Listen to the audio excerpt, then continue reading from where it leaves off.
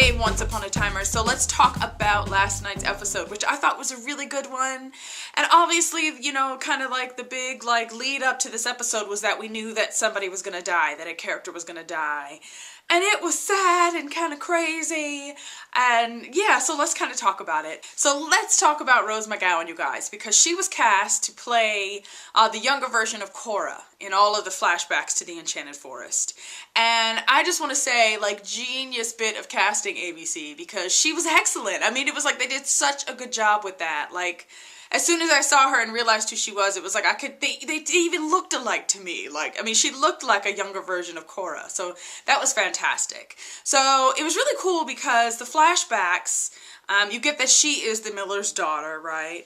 And we really kind of delve into the whole, Rumpelstiltskin fairy tale. And, you know, she's the miller's daughter and the whole spinning straw into gold and that bit. But we also kind of get really the background behind why Cora is so obsessed with power. So you see her and Rumpelstiltskin meet because of the fairy tale where he comes to help her spin the straw into gold, but they actually fall in love, which I was not expecting that, so that was kind of an interesting little tidbit. Now, if you remember, in the actual, Rumpelstiltskin fairy tale, he helps the miller's daughter, spin the straw into gold, but he wants something in return. And that happens in the show as well. I mean, he makes Cora sign a contract that says that she'll give him her firstborn child. But of course, after the two kind of fall in love and decide they're going to run away together, he amends the contract. So now it states that, you know, Cora is not going to necessarily give him her firstborn, but that she's going to give him a child, as in she's going to bear a child for him. But by the end, you know, Cora ends up betraying him because what she really wants is power, and to her, love is weakness. And so we really get that why she actually removed her heart. Because of Rumpelstiltskin, because she was in love with him and she wanted to run away with him, and that was going to stop her from getting what she really wanted, which was power. Now, back into the modern time in Storybrooke, we get that Mr. Gold and Emma and everybody has gotten on Hook's ship and has made their way from New York back to Storybrooke, and Mr. Gold is dying. And Cora kind of comes to that realization as she and Regina have Mr. Gold's knife and they see his name disappearing. And it's like, once his name completely disappears, then his power is gone. So if the Dark One dies, then the power dies with him. And Cora just doesn't want to let that happen. We get that. And I think Regina is actually starting to finally wise up to the fact that her mother's not necessarily there to just help her get Henry back. Her mother is there for power. So Mr. Gold's dying. They get him back to the shop. He tells Snow to go, you know, get something out of the cabinet, and it turns out to be the candle from last week's episode. Remember last week when the young Snow wanted to save her mother and the blue fairy was going to give her the candle that would basically let her trade her mother's life for someone else's. So Mr. Gold has this candle. So Snow, who of course is completely obsessed with killing Cora in this episode. It was a little annoying at times. She's the one who takes the initiative, and Mr. Gold really plants that seed in her and tells her look, all you have to do is go find Cora's heart, you know, burn the candle over her heart, put her heart back in, and that'll be it. Now, there were some really kind of cool, subtle, hints that they dropped in this episode. Did anyone else notice at the very beginning, right, when Mary Margaret is at home, Snow's at home, and she's on the phone with David, and she's standing in the kitchen and she's holding a red apple. I just thought that was so subtle, but at the same time, it was we all know what the apple means to Snow White, obviously, but then also the thought of, temptation. I mean, when you see a red apple in our society, it really is a symbol of that, you know, that kind of biblical story of Adam and Eve and the snake and take a bite of the apple, you know, the, forbidden fruit. And so, I don't know, I just thought it was a really cool subtle hint that they dropped in this episode. Now, Snow, throughout this episode, you guys, I was actually, you know, a little intrigued by the whole, thought of Snow going dark side. I wanted to see that whole kind of turmoil kind of develop in her. But it just felt like they did it too quickly because honestly, by the end of the episode, she's already decided that she's made the wrong decision. Because what she does is she takes the candle and she goes to find Cora's heart. She does the little thing. She speaks Cora's name over the heart while the candle's burning, and then she blows it out. And then she basically convinces Regina, here's your mom's heart. This is the problem. This is why, you know, you don't think she loves you, give her her heart back and she'll show you that she does. So, Snow pretty much does the, dastardly deed, right? But instantly after she does it, You know, like David finds her there, like with her hands like, what have I done? I mean, it was just very kind of like, I don't know. It was like, it could have been a really great arc, but it just seemed to me like it ended really early. So yeah, I mean, Cora dies is what happens. So Regina, you know, the whole episode, she and Regina are trying to get to Mr. Gold because she knows if she stabs him with a knife, then she'll get his power. So Regina shows up at the last minute, shoves her mother's heart back in her chest. And it was really cool because you had this moment, you know, where it's like Cora turns to look at Regina and it was just like she saw her for the first time and you got that Regina kind of felt that like true love from her mother that she'd always wanted. So that was really, really cool.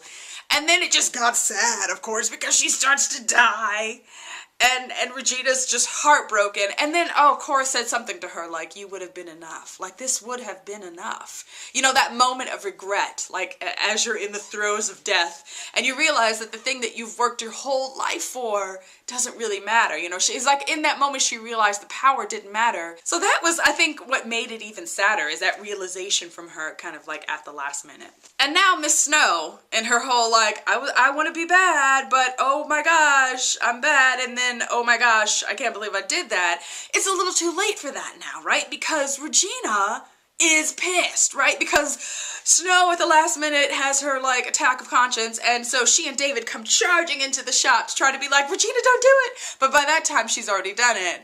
And when Regina realizes that she did that, I mean, you know that woman is going to be out for revenge. So now Snow has put everyone in danger because Regina wants to kill them all. I also thought it was interesting too, learning the whole backstory between like Rumpelstiltskin and Cora, the fact that they were in love at one point and that he did love her, and that initially, you know, she had signed over her firstborn, which would have been Regina. So I find it interesting that, you know, he basically then decided, I'm going to have her anyway, because he was the one who turned her dark side. You know, he was the one who kind of gave her that lust for power as well. So it's like he did his best to try to take back from her. It was just sad. So let's talk about Rumpelstiltskin for a second, Mr. Gold. Right, because there was this moment as well when he thought he was going to die. That was really great, where he calls Belle, who of course doesn't remember him anyway because she's still in the hospital. The phone conversation was basically Mr. Gold telling her, like, look, I know you don't know who you are. Let me tell you who you are. And it was really kind of touching, you guys. For those of you who have watched my other Once Upon a Time reviews, you know that I'm not a huge Belle fan. Like, I just don't get it. I don't feel the passion. I don't feel it between the two of them. I don't understand it. But I will say, last night I got it. I mean, like, I had a moment where it was just like, okay, I'm feeling this. I'm feeling that Mr. Gold. I was feeling the love for real, you guys. Because there are times when I just feel like the two of them are on screen and it's just like, no, I don't get it. I don't get it at all. But it was really good last night. I mean, like, you in that conversation when he was telling her all of the, like, good things he sees in her, it was just really, really good. And then the other moment you have is with Bay, because after Mr. Gold hangs the phone up, you know, Bay kind of says to him, like, I didn't know you had that in you. And then the two of them have this moment of, like, reconciling as well, because, you know, he thinks his dad's gonna die, so this is the moment to say, look, I'm still mad at you, but I love you, type of thing. So that was, like, touching and sad. I mean, it was just, like, a heartbreaking type of episode. And going forward, I mean, you just get that, you know, Regina is, I mean, got her motivation, basically, for being bad. Now, the whole town is going to have to deal with Regina. And not necessarily the whole town, I just think Snow's family. So, Mary Margaret, David, you know, all of them, she's going to come for them. And I don't think Henry's going to be able to stop her, because I don't think she's going to care anymore. Because they killed her mom. At the same time, though, you know, let's take a moment, because let me tell you guys, I was on Tumblr this morning and there's like all kinds of people shouting and yelling and at each other about, oh, Snow's an awful person. And then the Snow fans are all like, Regina deserved it and Cora deserved to die and all this stuff. But it's like, it's one of those things where it's like, Cora did some crappy stuff, you guys. And, you know, Snow realized that Cora killed her mother. You know, she killed Johanna last week. I mean, just like tossed that woman out a window like she was a rag doll. So it's like, you get where, you know, Snow's anger came from and that thirst for vengeance. You know, you get where that came from. But at the same time, of course, to see it actually happen was awful. And because I think the really bad part of it was that she used Regina to do it. You know, like Snow was so focused on getting what she wanted, which was Cora dead.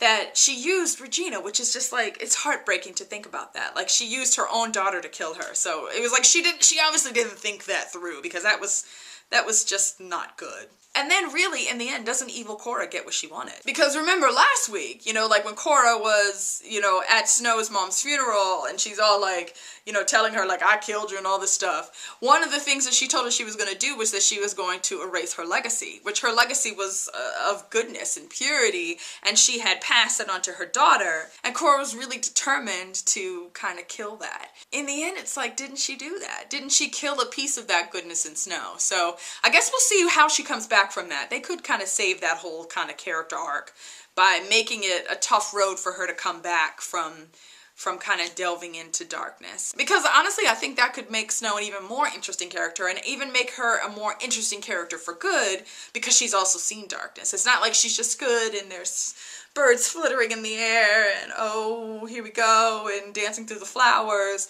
but you know, she's a good person who's also tasted, you know, darkness. So I think that makes her even more like intricate and yeah, just good. I like that. I like the thought of it. Okay guys, that is it for me today. Thanks so much for watching, as always.